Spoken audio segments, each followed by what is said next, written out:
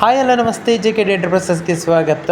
ನಾನು ನಿಮ್ಮ RJ ಇಂದ್ರ. ಹಾಗೆ ಇವತ್ತಿನ ವರ್ಕು ನಮ್ಮ ಹಳೆಯಮ್ಮ ದೇವಸ್ಥಾನದ ಸಮೀಪದಲ್ಲಿ ಹಳ್ನಾಡು, ಇಲ್ಲಿ ವರ್ಕು ನಮ್ಮ ಕೃಷ್ಣಣ್ಣ ಹೇಳಿದಂಥ ವರ್ಕು.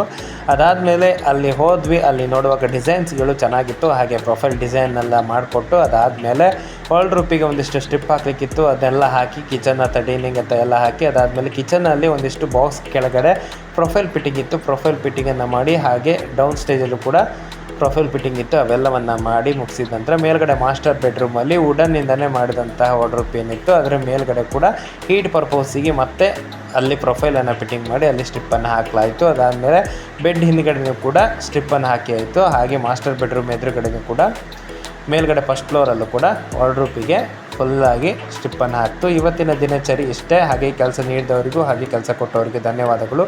ಎಲ್ರಿಗೂ ಶುಭವಾಗಲಿ. ಧನ್ಯವಾದಗಳು.